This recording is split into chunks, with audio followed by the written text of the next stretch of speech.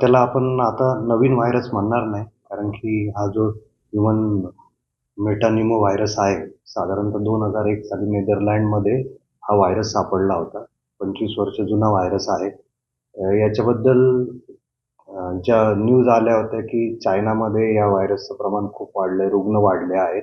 त्या याच्याप्रमाणे भारतामध्येही 5 रुग्ण या व्हायरसचे आपल्याला सापडले. तमिळनाडूमध्ये 2, कर्नाटकमध्ये 2 आणि गुजरातमध्ये 2.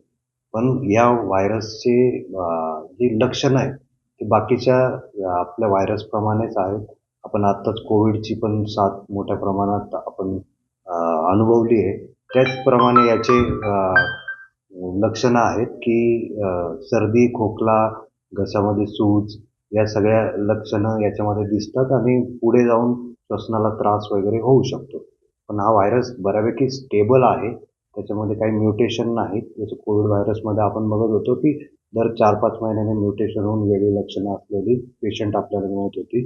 आणि या व्हायरसमध्ये तशी म्युटेशन नाही, स्थिर व्हायरस आहे. आणि याचे जे लक्षणं आहेत किंवा रुग्ण जे आढळत आहेत ते फार माईल्ड प्रकारात आहेत. सर्दी खोकल्यानंतर रुग्ण हे बरे होत आहेत. त्याच्यामुळे याला घाबरून जाण्यासारखं काही नाही आहे. आम्हाला स्टेटवरनं गाईडलाईन पण याच्याबद्दल दिल्या आहेत, की आमचा जो काही सर्व्हिलन्स आहे, की आमच्या पूर्ण कार्यक्षेत्रामध्ये जे सर्दी खोकल्याचे रुग्ण रिपोर्ट होत आहेत, तर ते रिपोर्टिंग व्यवस्थितरित्या सगळ्या PSC, RH-मधून होईल. त्याचं रिपोर्टिंग आम्ही दररोज राज्यस्तरावर देतोय.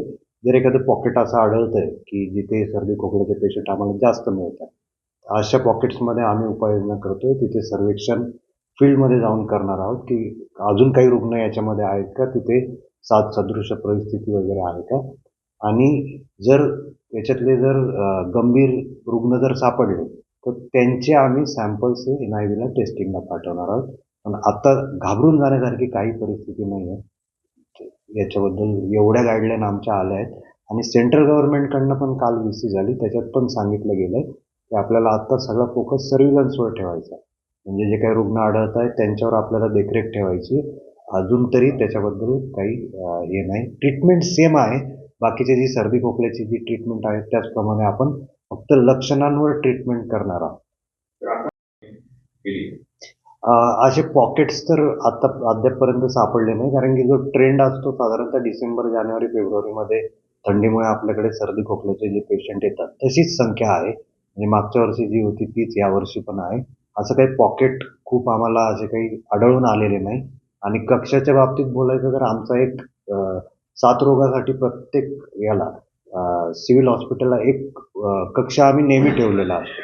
पण या व्हायरससाठी असं वेगळा काही कक्ष वगैरे स्थापन आम्ही आतापर्यंत केलेला नाही. तर नागरिकांना काय आवाहन करा? आम्ही आवाहन करू, की या व्हायरसला घाबरून जाऊन पॅनिक होण्यासारखी कोणतीही सिच्युएशन नाही. ट्रीटेबल डिसीज आहे. म्हणजे आपण याला व्यवस्थित जर लवकरात लवकर जे काही आपण लक्षणं सांगितले, सर्दी, खोकला किंवा घसा दुखणे वगैरे याच्यावर जर लवकरात लवकर ट्रीटमेंट घेतली तर पूर्णपणे बरा होणारा आजार आहे. आणि दुसरं म्हणजे जे कोविडच्या वेळेस आपण सगळ्या काही गोष्टी पाळत होतो, की बाहेरून आल्यानंतर आपले हात व्यवस्थित धुणे किंवा सॅनिटायझरने हात धुणे.